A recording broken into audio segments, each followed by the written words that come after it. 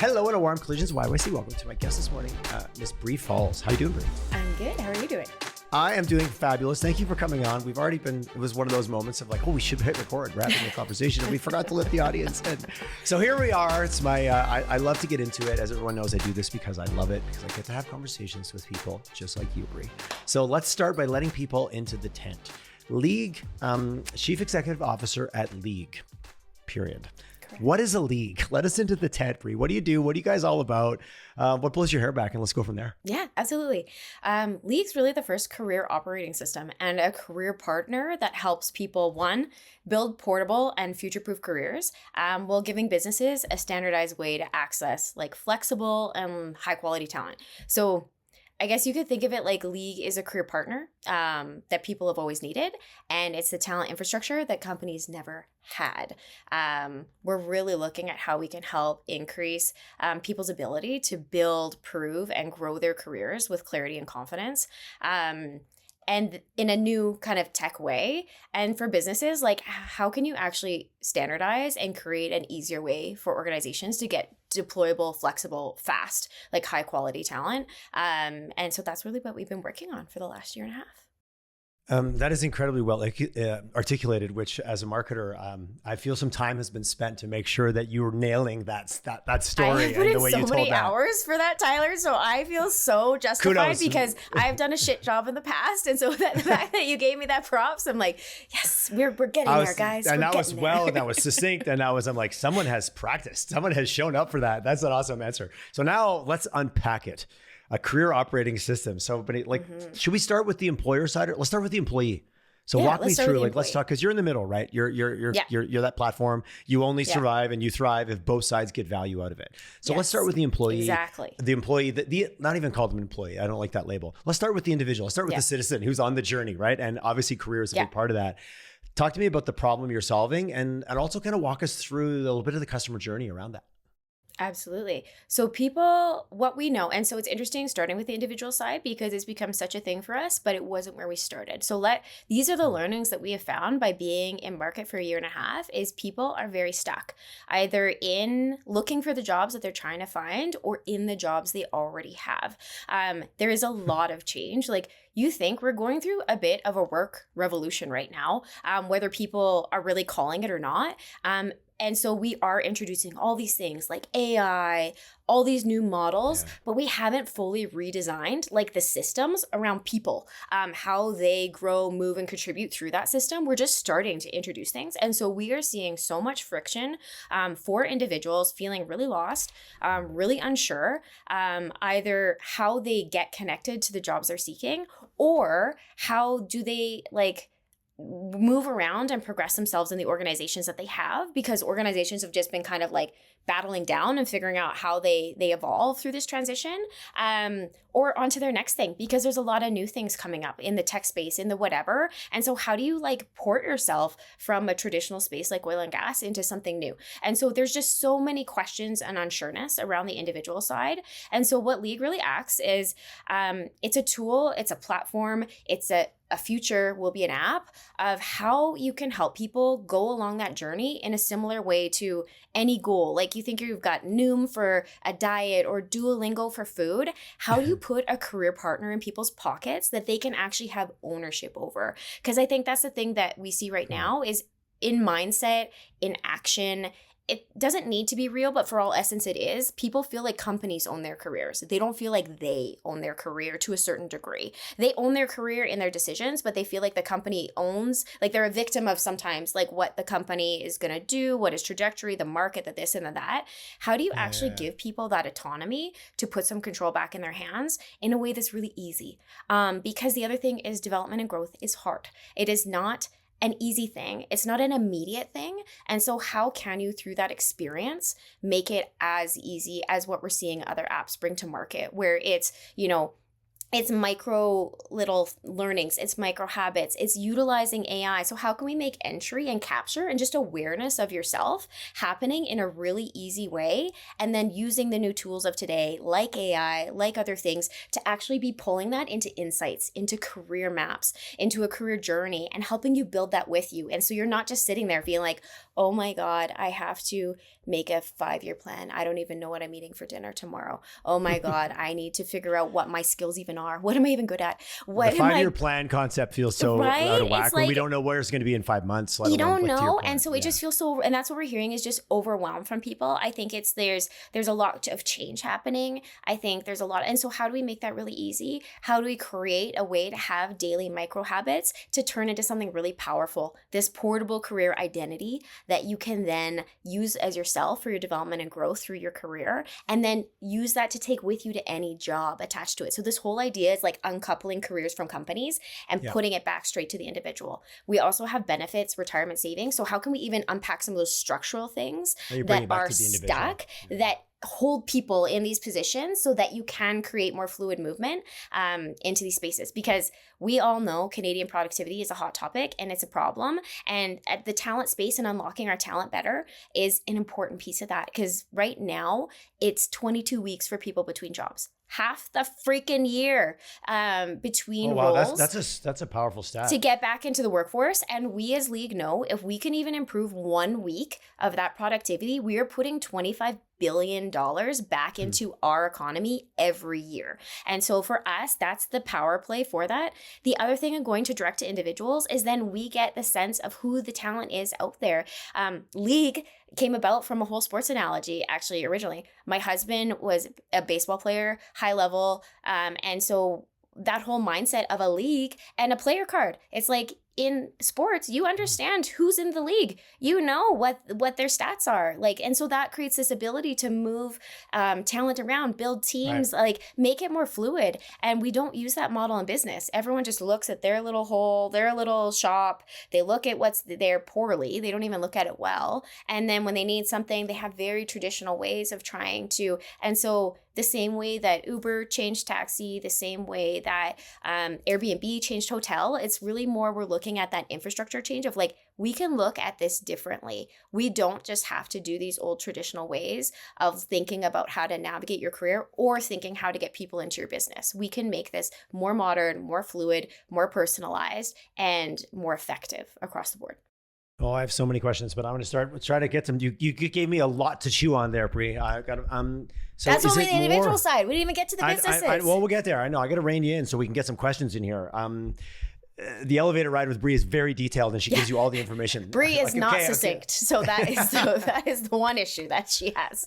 Which I think is ironic since you shortened your name from Brianna, but that's another story. I'm working. These are my. I'm trying to shorten my name and be a new person. That's not what this call is about. I cut bangs. My hair is getting shorter. My name's getting shorter, but my words aren't getting shorter. Mm-hmm. Yeah, no, I suffer from a similar affliction, so we'll talk about that at our shared counseling session later.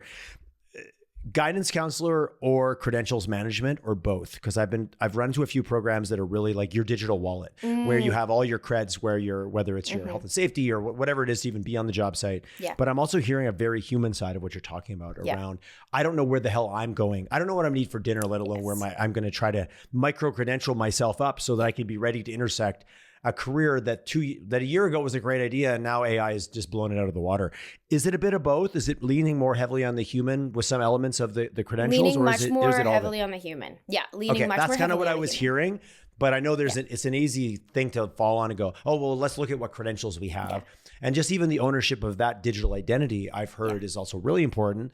Because it shouldn't live with your employer. Those are your creds. You should take them with you. Yes. Yeah. All of these things are your creds. And I think the thing is that should live with you. We're not focusing on just trying to replicate credentials because that exists. You know what I mean? There's a lot of that out there already. I think for Leeg, that's definitely something we want to build in, but it's through partnership. Like we don't need to reinvent the wheel of what's happening there. There's already some really established places. What's a huge gap is the people human side. And so with that, it's really around, especially because of the way the world is going. Like In the past, I think you could, like, you think of anything around getting a job, working well with other people, even just like change management and bringing people along for your growth or projects you're working on, any of these things, all of the make or break, I am so passionate about this. It's a human skill that makes or breaks those things. And so you can have all the credentials in the world. If you don't know how to present yourself, if you don't know how to sell yourself,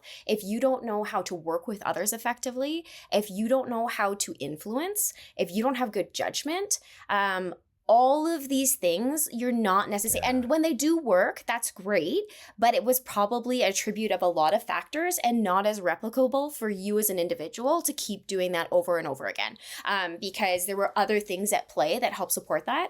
And in the past, I think, pre-AI, a lot of technical skill could maybe get you there as far as like maybe jobs or promotions or this or that. Well, I think it was very geared that way because, like, to your point, it's easy to point at. Everything you just described there were arguably soft skills that I question even that terminology. Yeah. They're not measurable. They're not, oh, I went and did a course and I have a credential. I have a little ring on my finger. I have a certificate of being an effective communicator on my wall. That's a really valuable certificate, but that wasn't how our system was really geared for since kind of the beginning of that system, right? Totally. 100%. And I think like what it all boils down to too is what people have a hard time understanding. And I'm pulling on a lot of my partnership hat here because it's in business and in individuals. Trust. Mm-hmm. It's all about trust. People make decisions on feelings. You think it's through and I mean, numbers help support that. Don't get me wrong. But at the end of the day, do I trust you? Do I trust what we're trying to do? Do I trust this? You have to create that surround sound around it to get a decision made. And I think there's just so many of those things that we're seeing where people fall down. And as we're taking more and more human components out of the system, you know what I mean? We're putting in more and more tech. The human piece still drives the bus. And so we're really trying to fill that gap for people. And we're seeing people really struggle in that. And the only people who really have, like, either you're innately that way as a human being, or you've had really good coaching, mentorship through a leader, through a peer, through a something, that's very ad hoc. And we're leaving it up to, people are leaving it up to a lot of circumstance. And if you hadn't had the experience, it's one of those things like Disneyland. You don't even know what it is. You don't even know what the rides are. You don't even know where you should be going. And so how do we create this so you can self-drive a little bit? Because that's the biggest thing I see in talking to people is they're so far away from understanding what that needs to look like. But there's not any vehicle to help bring them there. So if I'm an individual and I get involved in your program, but my organization isn't involved, like, again, where's that balance? Because what I heard what you said of, like, it's ad hoc coaching, it's putting value on things that are maybe harder to measure unless you really sit down and think through what does effective collaboration and communication look like. And, we joked offline, everyone knows curiosity. Curiosity is almost like this thing you arrive at. What needs to be in place? So much safety, so much trust, so much good, effective communication, which you're right. There tends to be the extroverts get to be listened to, the people that think outwardly, like maybe you and I, and the people that think inwardly get in a different category. This stuff is also talked about, but it's hard to make it onto a quarterly report. Yes. So if I get involved in your program and my organization doesn't appreciate or think this way, is that the challenge, or is that maybe I should look for a different organization? Like, not to say that flippantly though. Because 22 weeks is a long time. So you better make that choice really. Oh, 100%. And you know what? It doesn't, I think the beautiful thing is it doesn't matter. Like, you can either use this as your own tool and weapon to support your because what we are doing through being able to do these playbacks and insights back to you, we're making it more recordable, measurable. I think that's the biggest thing is it's through those micro captures. It's my sleep app. It's my exactly. Oh shit, look, when I sleep a little longer, I feel a little bit better. The data now can support what is often a qualitative blend. If you're we do work with organizations who want to, similar to how you can do a headspace offering to an org, we can just turn this on as a offering to your organization if they want it as a bolt-on, and it's quite attractive to people that way. It's a really low cost for the individual and for that payment side, and so it's an easy way to either performance manage. To be honest, we kind of talked about the lack of leadership. I kind of see this also as a bridge for ineffective leadership in a way where you're systematizing some things, you're creating some of that visibility. That person can have all these things logged and then come in and say, hey, I'm going to send you some things ahead. I know exactly what I want to talk about at my quarterly annual review. You can take a look at this. Can we just blow up annual reviews and get it back to like monthly, weekly, just coaching is an ongoing conversation in my opinion. I had someone who was talking about, I gave an annual review and I gave them this all positive and I gave them one negative and it just blew up. And I was like, is that the first time you'd even hinted at it? Well, yeah, I just spent the whole year telling them they were awesome. I'm like, that's not real. Like, and I love that your husband was in sports. I had a friend who was a gold medalist bobsledder. He's like, Tyler, when I switched to corporate, I was like, where's all the feedback? Yeah. He goes, I spent my days with a coach that only ever told me what I could do better. Totally. There was never, you're pretty, you're handsome, you're smart. It's like, get out there, put your foot in a different place. And he goes, I got into corporate and I watched that go to zero. He goes, I had a really tough transition. I love the dichotomy of those two worlds of like, you only pay a coach to tell you how to be better, where your manager is scared to give you any feedback or vice versa. I love that. I love that. I can't believe this isn't working out. What? Well, and I think that's the thing is feedback is inherently thought of as negative in organizations. And we're trying to change the narrative because when you think of it as a coach, like that athlete, that coach wanted you to win the gold. They're here for you. How do we change that narrative so that they're being paid to push you? And arguably so's your leader in the organization, but yet somehow that never got translated over. Yeah. But so because of that, is this scary? Like if I'm an organization and all of a sudden I'm going to play a scenario, it's kind of silly. Okay. It's all of a sudden 20 of your team go and get this app and they go, hey boss, hey owner, hey manager, whatever. Guess what? This is what we're super excited about. Do they get excited or do they get a little bit scared at first? Maybe that's okay. And do they get on board? Like, how does that balance come in? Because these can be scary conversations for a lot of leaders who were never also led this way. It's like the cycle of abuse, right? It falls down the corporate chain. Totally. And so with the organizations we work with, they kind of ask and like, can we like, have some like insight on our side? And so it's like, yeah, like we can aggregate, at least you get a sense of like what's there and what's coming. I think there is definitely, because we're like earlier, we are more aligning. It's like that total early adopter thing where you're aligning more with people who are aligned to what you want to do. I think the biggest thing with organizations. Well, you're selling to the converted. Yeah, you're selling to the converted. If you're trying to change hearts and minds as a business, that's a lot. That costs more, it takes longer, and it can be it can be the greater mission, but it's hard to pay the bills in the short term with that. Exactly. To be candid. 100%. And like I spent like 20 years in corporate before I moved into tech. Like, don't try to fight the ocean. That was always my thing. Like you can sit there kicking waves all day long. You got to find a way to make a new channel. And so that's the biggest thing with these companies is it's one, showing them how it enables like that kind of conversation. And then two, if they want to get on board and offering it to their people, like this can be a huge tool for them. And we would never share individual information, but like from an aggregated, anonymized way. This is the sentiment. This is what's happening. And this is what's happening. It's not sending out it's not sending out another employment survey. No, exactly. Because that also is not working for the most part. We do a lot of coaching in the app too, like to the individuals, because frankly, like some individuals need a little bit of a mindset shift. You know what I mean? Like there's people like, and I think that's where the company side comes in. Just some, Bri, just some. Yeah, just some.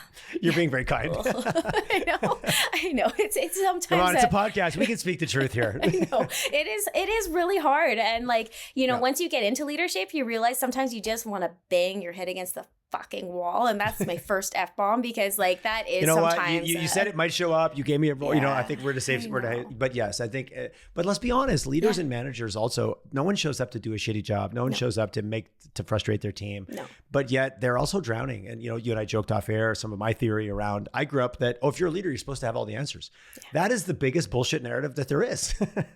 In a world where I don't know what GPT is going to release next week. You know what I mean? That's going to blow up my world. 100%. So how do you deal with like the chasm seems to be getting like I'm running into like that's even when your team reached out to me, I was like, absolutely, I want to talk with you because that human side, we're talking about it a lot. So I guess maybe when you get into that one-on-one where you close the door and you've spent time in corporate and you're talking with leaders, managers, people that are running organizations, when the door is closed, do they get it? Do they see the frustration? Will they admit to kind of being drowning a little bit? 100%. And I think, it was really cool. And like, so I was at CDL too before I had started. And, I saw that. I saw that. Very cool. I worked with a lot of their mentor community. And so like, there's a lot of like high profile leaders in that mentor community. And I think the really cool thing once you get behind closed doors with executives is like, there's a lot of authenticity there. And they're also humans. Like everyone else. And messy as F. Yeah, messy as F. And the coolest thing with CDL is you have some of these like industry leaders, like really impressive people who are way richer than I'll ever be. And they come into those rooms and they're like, oh, I don't want to look stupid in front of my peers. Like, what if I say something dumb? And it was just so lovely to see, like, you know, how much they equally have the same human fears. And I think that's the biggest thing that we can help people unpack. I love there's like a quote where it's like, you know, people don't understand bravery isn't the absence of feeling fear. It's just the fact that you keep walking through it when you're uncomfortable. And I think that's the thing that people don't understand on their journey. It's like, you're never going to be like, I feel like so bulletproof right now. I think will never happen. I'm really, bravery and courage is becoming up so much more for me. People like, hey, I like be curious, but it takes a lot of bravery to be curious, to ask what is a dumb question, or I don't want to look bad, or, oh shit, based on my position, my success, and my profile on LinkedIn, I shouldn't even ask this question. But yet I found some of the most successful people I know, they have so much courage, they'll just ask anything. Yeah. Because guess what? That's how you learn more. That's how you learn. But I think that for a lot of us, especially on the journey towards that higher level of self-actualization, it's a lot of courage and a lot of bravery. That sounds macho or sounds like you're trying to fight a lion. The lion's inside. Yeah, the lion is you. The tiger's in here that is chasing me into my head, right? Exactly. And I think that's an interesting, if you can get that shifted, it's amazing how people are like, oh, I guess we're all human, right? I guess we all put on our pants at the same time and all that those jokes. But that goes out of the room when you walk into a corporate setting and there's a senior leader sitting at the head, like the hippo, the highest paid person's opinion. That culture stuff is so real. You can all talk about what you want to talk about in the closed room. Yeah. But put 12 people and man, like human dynamics, just everyone kind of falls into their roles that they brought in inside their heads or what the corporation. So how does your organization, I'm setting up this big massive problem, but then you guys come in and how do you solve this? Like, Bri, I'm like, wow, I'm really setting you up here with this, where I'm going. Because we talk about it and in theory, we all go, oh yeah, we need to do better. But yet I'll be in a meeting later today where we slip right back into it. I already know. I know which one's in my calendar. I'm like, it's going to be one of those meetings. Like, how do I navigate that when I'm not the senior person in the room? I'm in service. I'm a vendor to the client, but I know their leader is going to swoop in and be that person. And do you know what I have always found in my corporate experience? Because I wasn't an exec in my corporate experience necessarily. Like I was on the way up to things, but not in those like C-suite roles or anything like that. But I think that's the biggest thing we can help people is it's authenticity.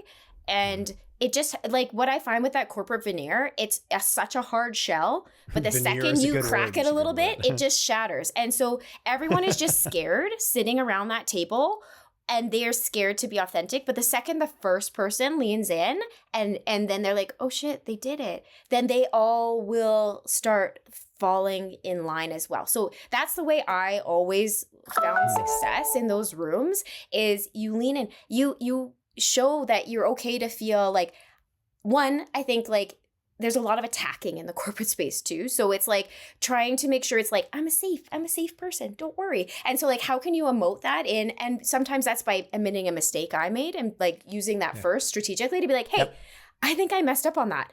I meant to send you this and I'm so sorry. Can we do that? And then people are like, oh, okay, I did mess up. It was me and not you, but I like how you made that safe for me. And now I'm okay to have that conversation. Or you make a joke or humor. Frankly, sometimes I do things where I'm like, oh, this could be a bullet to the head, but I'm just going to do it. And it always works out. It always works out. I know. The stories we tell ourselves about actions versus intentions. Yeah. I do think leading by example isn't the best way. It's the only way, another sports quote, but for a leader to get up and go, actually, you know what? I'm not sure. What do you guys think? What do you think we should do to tackle this problem? Like once you get up to that almost strategic level of curiosity and creating, even if you have an idea of where you want to take it, allow yourself to be surprised with what your team comes up with. Yeah. And I don't mean manipulate, because as most leaders, you walk in, you kind of have an idea. Yeah. I guarantee though, someone's going to say something. You're like, I did not think of that. But if they're not speaking up because of the culture of fear, which is very prevalent, I think you're robbing yourself. Back to your point earlier about the speed and pace of change. Yes. There's no way one person has all the answers. It's not even possible. It's actually a ridiculous concept. Well, and I love cycling back to that because I think we're both passionate about it, is like, if you want to move fast, you got to get everyone to run with you. Otherwise, you're going to carry it all on your back. And I think that's why we see a lot of burnout happening in these like spaces that are trying to move really fast. Because like you're moving here, you're not bringing people along. They're spinning to try to meet your expectations that are never met. And then you're just doing all the work too because they're not meeting your expectations. And so it's just this never ending cycle of continuing, nonsense.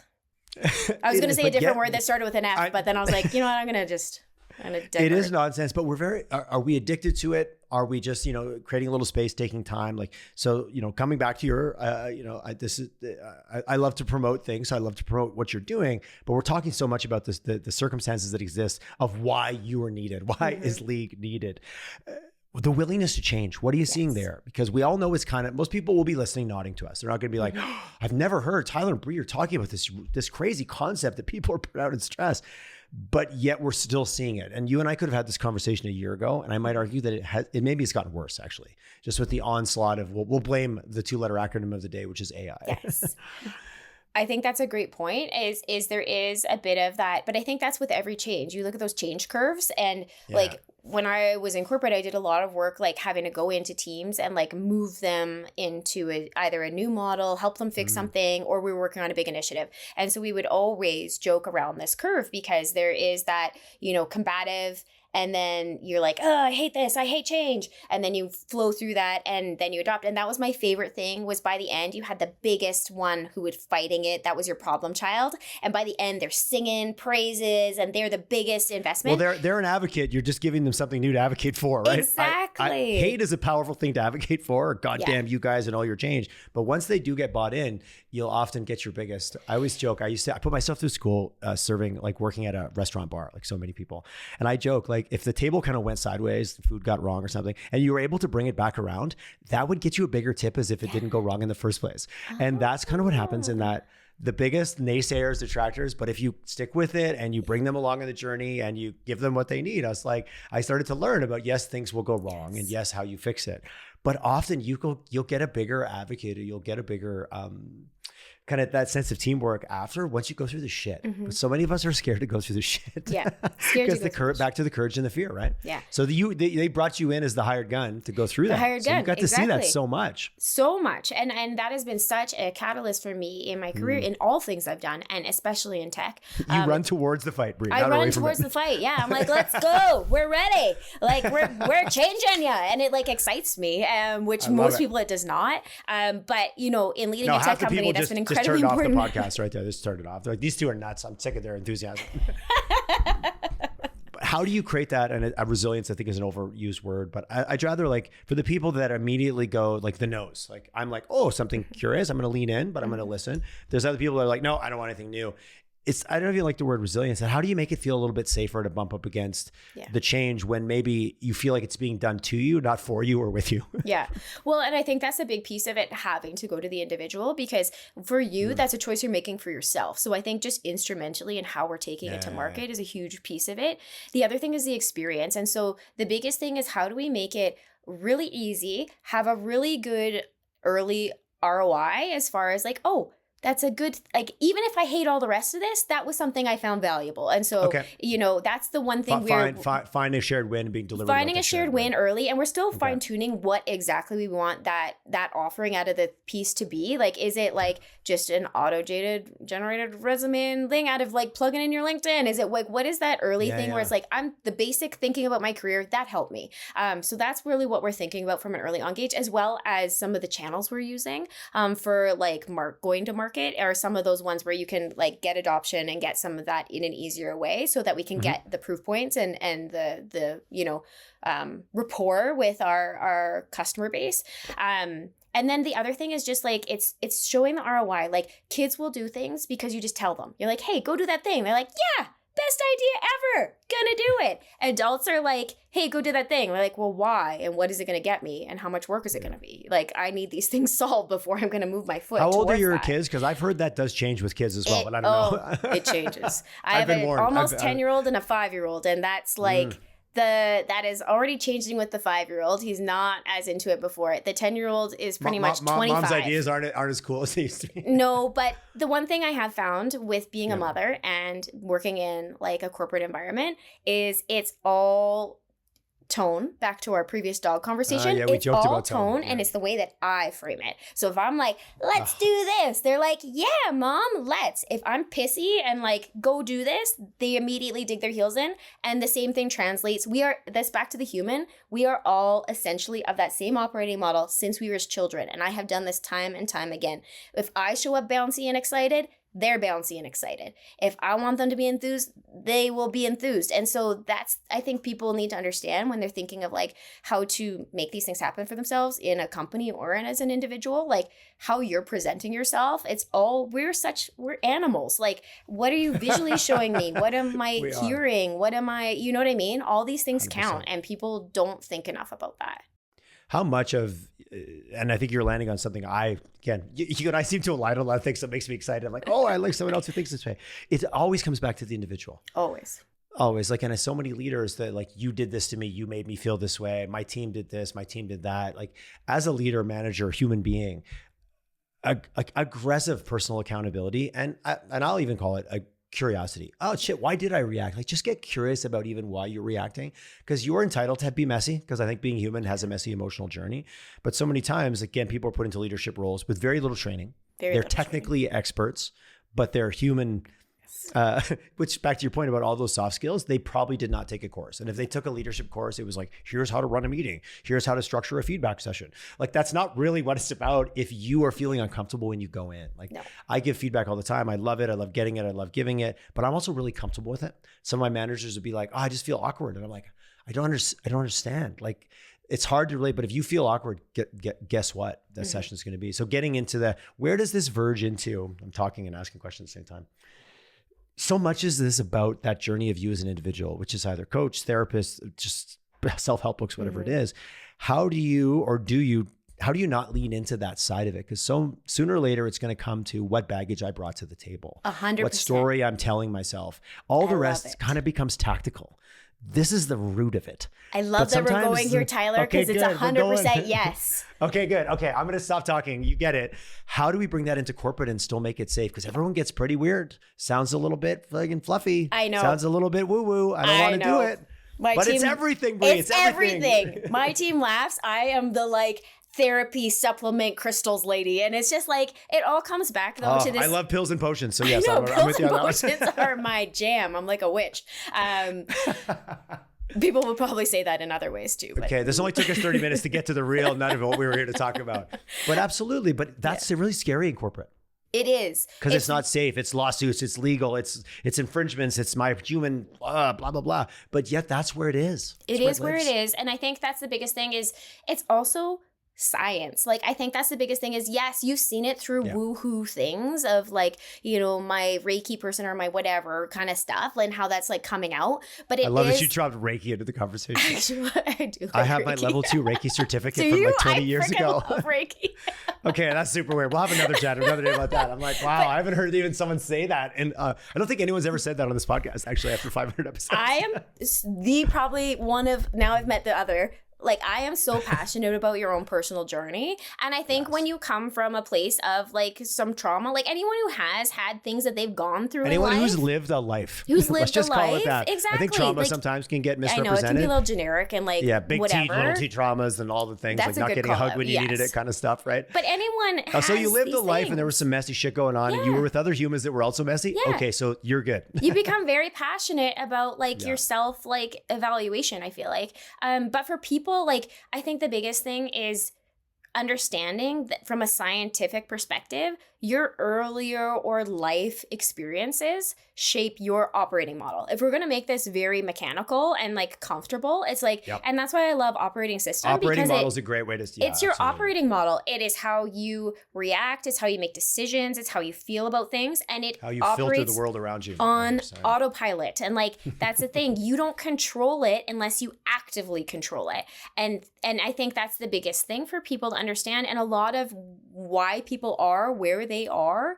And that's what I'm really excited for Leeg to help people on, is like the cage does not exist. You are making a cage around yourself, and all you have to do is open the fucking door and walk through it. But you need to be able to look at yourself. I think that's the biggest thing. Looking at yourself is scary. And so for Leeg, I'm excited because career feels safe. It's a safe way to start looking at yourself. As I'm thinking, this is a great gateway drug into the real story. It's a gateway drug into the real story, which is what I'm super passionate about. And so like career is a safe way for you to start looking at yourself. It like everyone's okay with development in intent of my career. I'm not okay with development in some of my shitty things I need to fix about myself, but I'm okay with that. And so I think those are the things. And you're not one Excel course away from being a better person. Right? But I think even though that might be a great skill. That might be a great skill. It might be a great skill.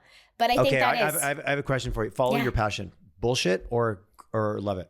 Follow your passion? I'm like in the middle. I would say follow your energy, maybe less than passion.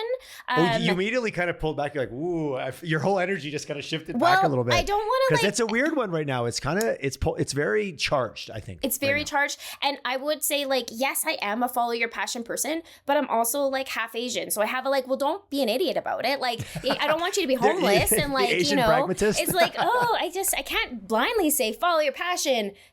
Go get a boat and sail the world. Like, I don't know that'll work out for you, but I think follow your energy and make plans. It's like excitement, but with pragmatism. What fills you up? What fills your cup and what empties it? Right. Exactly. Yeah. And I think a lot of people, I think sometimes there's an undue pressure that's like, if you're not following your passion, somehow you're failing. No. I think you've got to be able to look at everything from multiple sides of the elephant. Yes. I think it's got oversold as the one side, fits all. And back to that point about, I'm sucking because I'm not living up to what my life should look like on social media and all those things. Yeah. That affects career as well. You talk to your friend who sounds like they're crushing it, but meanwhile, in reality, they're struggling and hate their life. Yeah. But it looks good because they got the career. I think that there's so much of that human element that sneaks into career. Let's go back to the safe place of career and work. Right? Okay. Let's go back to career and work. But I would agree. I could go down this rabbit hole with you all day. This is not what the people came here for. They don't want to hear. Well, I don't know. You know my rule. If you're still here after 35 minutes, you're kind of into whatever Tyler and Bri are talking about. That's fair.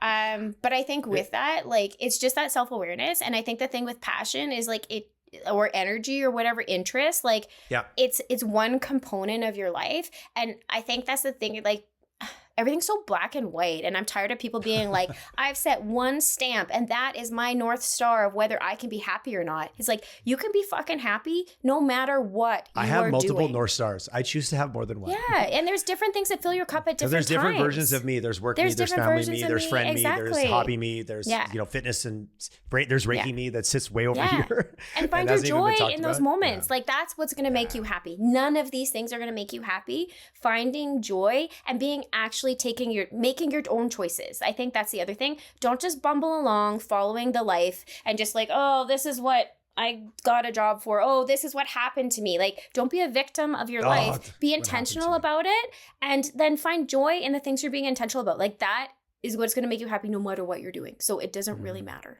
That word I heard when you were talking earlier, your first kind of about the we haven't even got to the employer yet. We'll get there. But it's that sense of agency. I have control. I can make decisions. I know myself. I can react. Second, I feel agency is being taken away from me in any way. 12-year-old shitty me shows up real quick. Yeah. And it's like, wow. But if you look at that in the context of career, and a friend of mine, she was a coach and she worked with a lot of like high profile CEOs, often men. And she goes, Tyler, what I'd run into a lot is men that would doormat themselves to another man who was in a higher position of power. Mm-hmm. And they would now put up with or tolerate or accept certain behaviors that were not in line with their values, but that was the price they had to pay for their career. Yeah. I just find people are less willing to pay some of those prices, which means if you're in that dichotomy, everyone's got to be pretty aware with how they're showing up. Because if your team is accepting your bullshit because you're just the leader, man, is that really... That's only going to work for a short period of time. Those are all short-lived realities, which back to your point about the corporation, if you don't have the teams of people you need to move forward, the game kind of stops, right? And, we're not quite at that, billion-dollar company with one employee because it's all AI. We're still working in teams. There's still companies out there with 20,000 employees or 1,000 employees or even 50 employees or 10. Mm-hmm. It's a group of humans. So what is your commentary when you talk to a leadership team or a senior executive that's like, yeah, this sounds a little fluffy, but we know something's not working. Like, how do you bridge this gap that we're kind of getting into without bringing Reiki into the conversation? Without bringing Reiki. Well, lay down. Let me go through this process. Let me show you the way. I would say in the larger, more established organizations, pipeline is really important to them. Like they're mature enough. They understand having a talent pipeline is important. And they are all like, for example, I was in oil and gas for 20 years. Like, even when I left, like they knew pipeline, like how do you get new talent in? And what we're seeing with new entries into the workforce, Gen Z, like those values matter a lot more to them, which I love, but they're not willing to budge on some of them. And I think that's like really powerful. And I'm even seeing it in my kids, like this agency and this sense of like, no, I these things matter to me and I want to be treated a certain way actually is like becoming stronger, which I think is cool. If I don't get it, I'm going to find something else. I will decide with my feet and I will go somewhere else. Yeah, exactly. I'll take my mind and my skills and my unique perspective and I'll take it down the street. Yeah. So for large Which I do companies, like that because sometimes as companies, we have to get a kick in the ass to change, right? We need to be forced. Totally. And I think I'm seeing it for sure of like companies who are the larger groups saying like, how do we attract talent? How do we actually create a pipeline of meaningful, like how do we create engagement in our workforce in a way that will like matter to them? So I'm actually seeing really positive things from the leaders of those leaders in the industry who are moving in that direction. The cohort that we're talking about, the cohort that we're talking about. Yeah. From a smaller tech, that are hiring thousands of people. Yeah. They're also having senior leaders retire and who's taking the place. Yeah. I've heard a couple things lately about some hiring practices with some large companies where one, the person got sent a video link. They didn't actually get to meet with anybody. They had to answer 5 questions. They had 5 takes on it. They had to submit the video and they were let known if they were going to be called back again. I heard someone else that after being received on the first application, you had to send in a video and you had to send in 5 references without ever having met anyone from the company. Both those felt like catastrophic failures of companies that were trying to use tech to push higher volume, but completely, you're shaking. For anyone who's on audio, Bri is aggressively but consistently shaking her head. The recruitment tech is like the way that they are doing recruitment. I was like, this is bullshit. This sounds like absolute garbage right now. The opposite of what you're talking about. Yes. And then what we hear on the back end when they need help, it's just like, well, we just can't get things to work. It's like, well, no shit. Like hiring is a really personal thing. And if you're going to automate it, you have to automate it with human intention. You can't just like put a machine in and expect that to work. Like, an of course example it's of not swinging working. a technology hammer and hoping it just hits a nail, right? Yeah. Because I've heard, I've both those stories were in Calgary and they were with larger organizations that were just like, and I was like, oh, somebody said we're going to use tech. It'll make better because somebody was overwhelmed with trying to vet too many candidates. Yeah. Well, and I think the other thing too and that's real too, because I have to look at 1,500 candidates for a role. Yeah. Anyone's brain is going to melt, right? Yeah, 100%. But we've also created the ability for people to spam the marketplace with resumes to like every job. You know what I mean? Like we've done a piece of the puzzle, but we haven't done any of the rest. And the choices we made for that piece are like, we're seeing not that effective. So I think it's like, we have to. Both sides are throwing the same shit back and forth at each other, really, actually. Oh, you like my shit? I'll throw you my 17 like over AI resumes to 50 jobs. So in that kind of cycle, does that still come back to your networking and who you know and how you get yourself out there and how you build community? Like that just seems like it's always been true. Oh, technology is going to solve it. Yet the people I know have gotten jobs. It's like, oh, actually I sent all these resumes, but I actually ended up talking to Bri. Mm-hmm. She knew somebody who was looking for something that I was looking for, which also comes back to maybe your case of like, the more specific you are about what you're looking for, the easier it is for someone to refer you as well. Exactly. I was just at a panel yesterday with CEWA for Immigrant Women Association. And that was a big thing in talking too around like how you're presenting yourself, and something that we really noticed because I had people going around the room and like to different stations of companies who were there.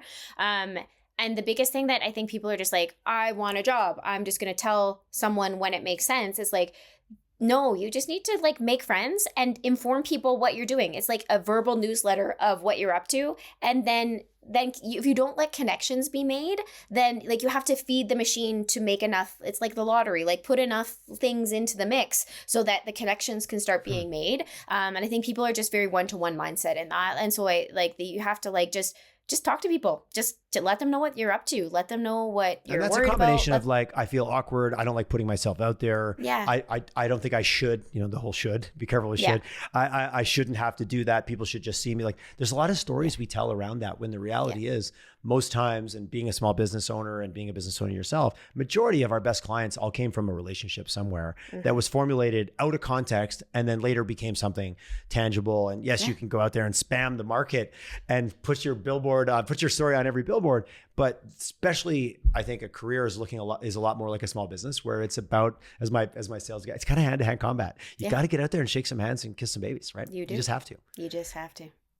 And I guess is the argument, like, I don't like doing that. Okay, but get over it. Is that the hard parenting message? I mean, I think there's like, I don't want to sound shitty about it as an extrovert. Makes it sound like it's easy for you and I to go out there and do that. Yeah. A lot of people, that is like it's super scary. Super scary. Well, and I think that's where, so let's get into the company side of Leeg. It's like, by bringing the player card in, we're hoping to help, one, like, we want to foster community within it and some of these behaviors and norms to make it feel safe. And the biggest thing is practice. Like, everything feels hard until you just start practicing a little bit. So how can you create safe spaces to practice and create that kind of work through, AI, even just practicing, talking back and forth or things of that nature. The other thing is, once we make a player card visible and we have like this vetted talent, well, now you become visible in another way. It gives another channel of visibility that can help bolster. I don't want people to get away from the human connection, but because we're being moved to such a non-humanly connected world, how can we support people in this in a way that helps bridge the gap beyond awkward networking? So that's really from a person to then getting connected into the company side, how that works. In your mind, there seems like there's so many platforms, and I don't know of another platform like yours, but there's probably somebody who's kind of catching a little bit of this angle. I know somebody who handles the digital wallet around credentialing, which could be seen as like, oh, we'll do that and that'll solve the problem. And then back to the personal development side, there is 1,000,001 paths to go on that journey. Is it also about creating a bit of a common language for you guys, for Leeg, to say like, we're all kind of talking about this in a similar way? Because literally that's usually what it comes like. That's kind of a version of culture, right? We talk about things in a certain way and we have certain expectations of like, no, this is just how we show up here.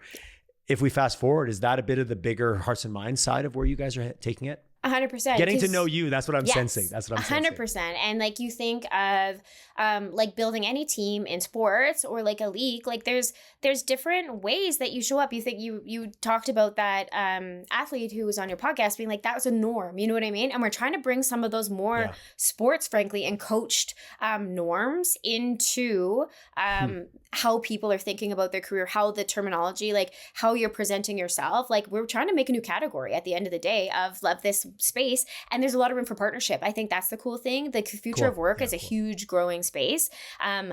There's not one single bullet solution because it's so vast and so complex. And so I think there's room for a lot of these. And what I'm really excited about, and we've started talking with others who are in that future of workspace, is how do we start coalitioning a bit together to start creating some of that language and norms that we want to see moving into this space? Because I think that'll be important for us to start thinking about what some of that language and coalescing and how we can bring that together for the people we're working with, through the organizations we're working with, like all of that.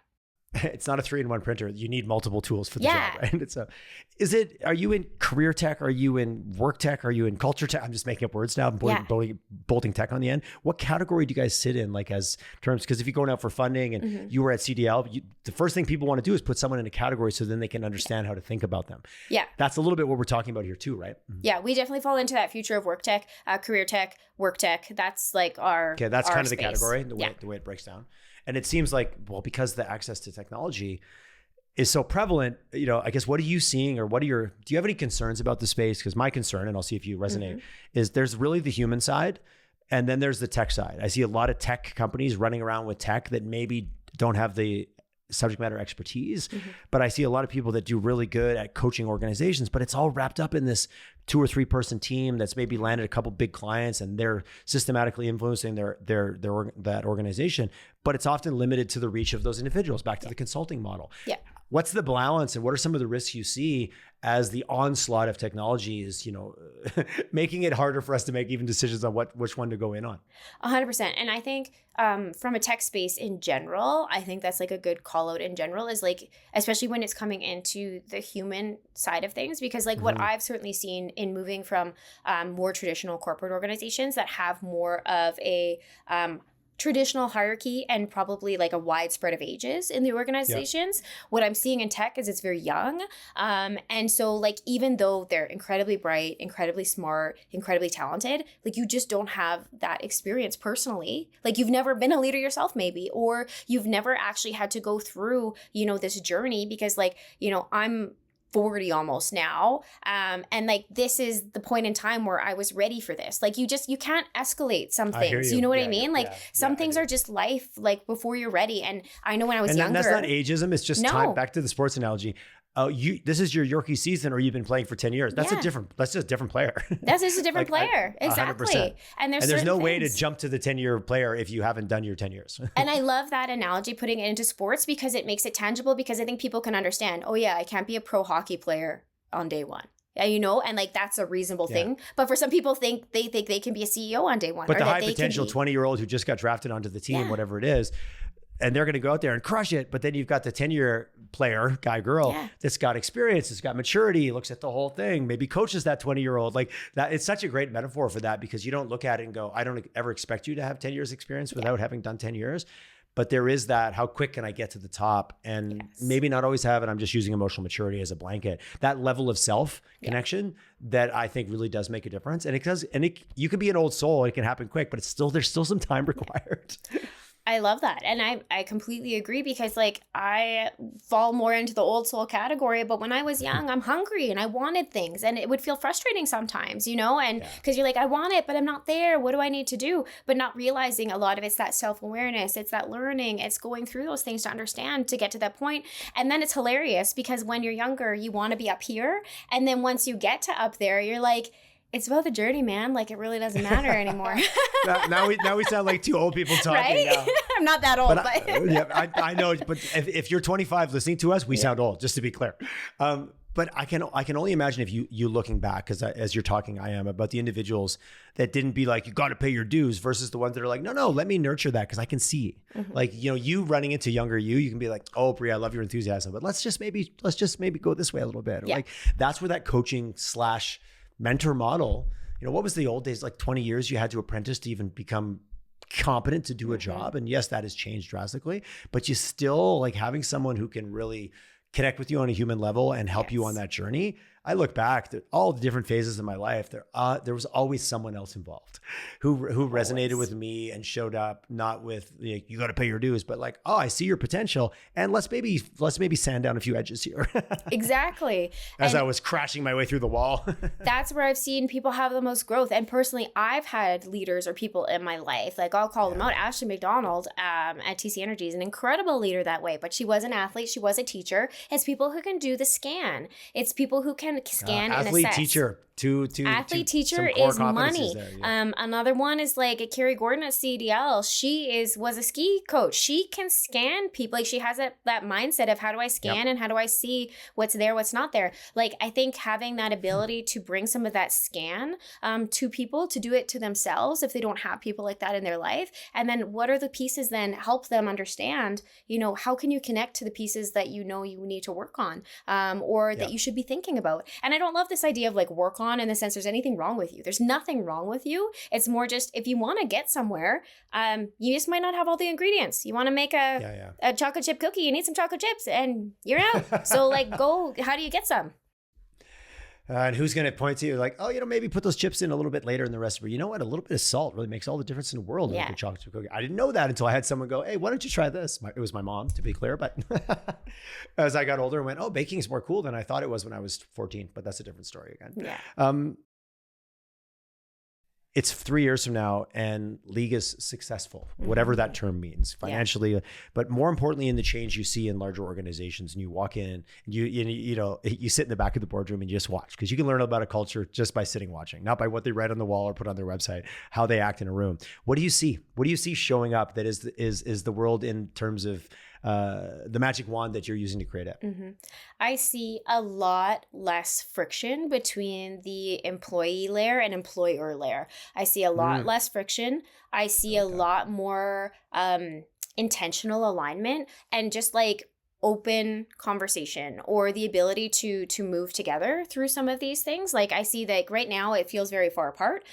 With Leeg in 3 years, we see that closer together. We see people feeling a lot more fulfilled in their careers, having a lot more joy put back into their life because they feel like they have that autonomy and that control. We see at a macro level a lot more productivity in Canada. We see a lot more ability to move through, and there's nothing wrong right now. It's just the changing of tides. It's the changing of the times. Everything's moving faster. We're introducing a lot of tech. We have some old structures and we're all still inherently human beings and like operate off of the same as our ancestors kind of internal operating model. Yeah. And so I'm seeing a lot more alignment of how we bring those things together without needing to change some of the structural things that exist with companies or this or that. This is a way we can plug in and create some real value for moving that needle out of the gate without a lot of change management, changing the world required in order to make that happen. Greatest obstacle to that? That sounds lovely. I'm in. I'd like to live in that world with you. Greatest obstacle?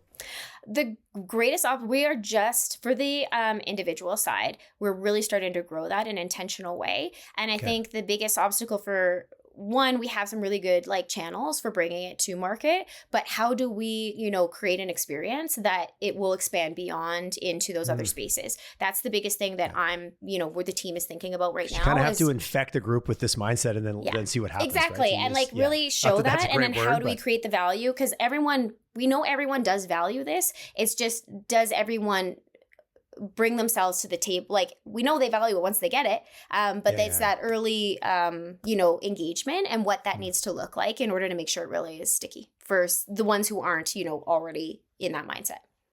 For a company senior leader who's listening that would have the power to go, this is something that we believe in and we know it's a journey, it's not a one-off, it's not a 3-month engagement, it goes away.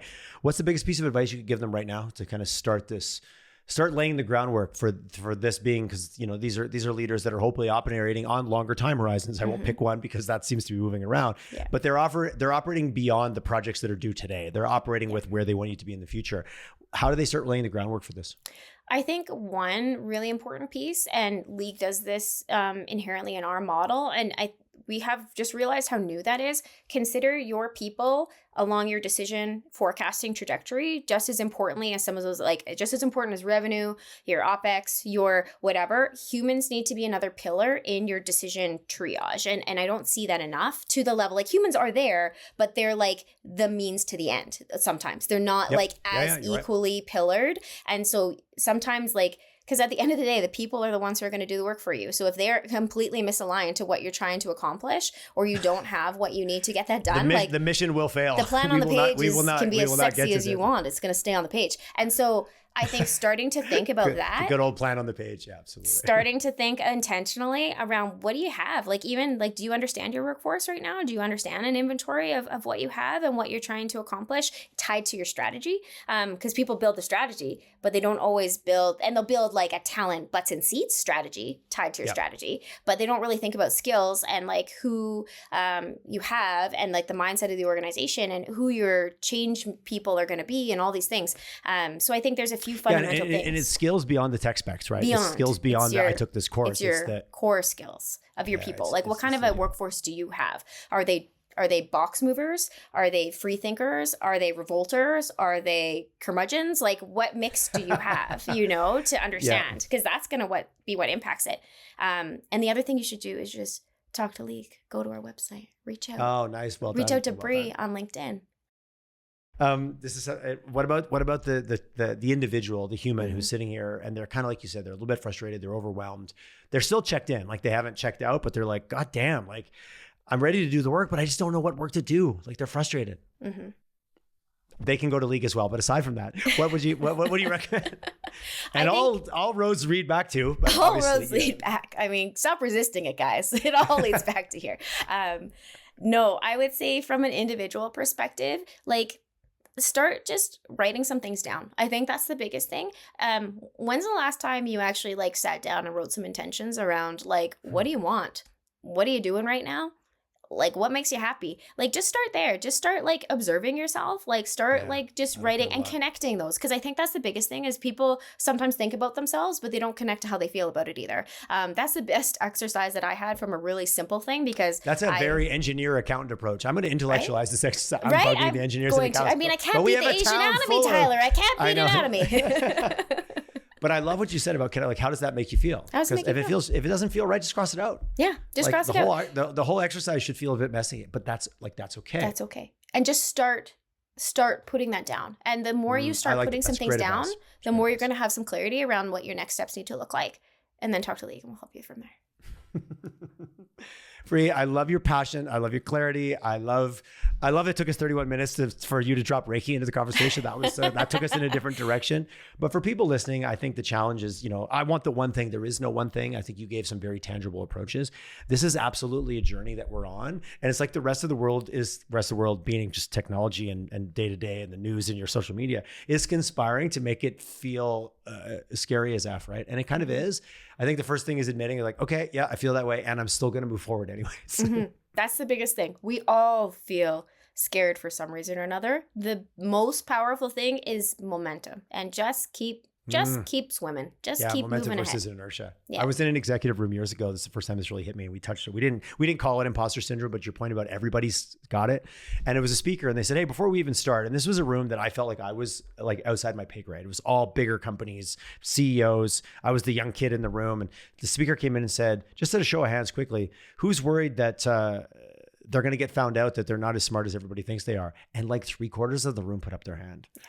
And that moment, and you kind of touched on it, that realization of like looking around thinking everybody else has it figured out. It's just not true. It's just not true. It's just not true. Yeah, we're all having a friggin' messy journey. Messy journey. And like, so just what is the narrative you need to tell yourself to feel more comfortable? I remember my sister said something to me once when I was feeling nervy about a job transition. And she was like, Brianna, most people aren't that smart.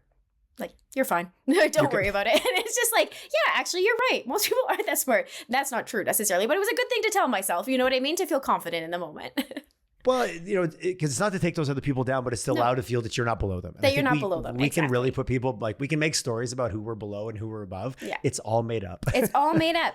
And it's just like, what and is if it's that not narrative? helping you, then ditch the narrative. Back to your point about the stories we tell, right? Exactly. I like to feel like kind of like the earth thing where I just zoom out and I'm like, I'm a teeny tiny speck of dust on this planet in the thing. I can do whatever the hell I want. It really doesn't matter. Like, I am so insignificant in the universe. Like, that actually gives me a lot of power. Maybe people don't like that feeling, but I like it because it makes me feel like but you found a narrative that works for you. And I think that's like, someone could hear that and go, that's not my narrative, but what is? That's the challenge that you're putting out there. It's like, how do you look at the world? Bri, thanks so much for coming on. Obviously, check out your website. I think we've been very clear. And I had your website up, but I took it down. What is it? Is it Leeg Group? Leegworks.com.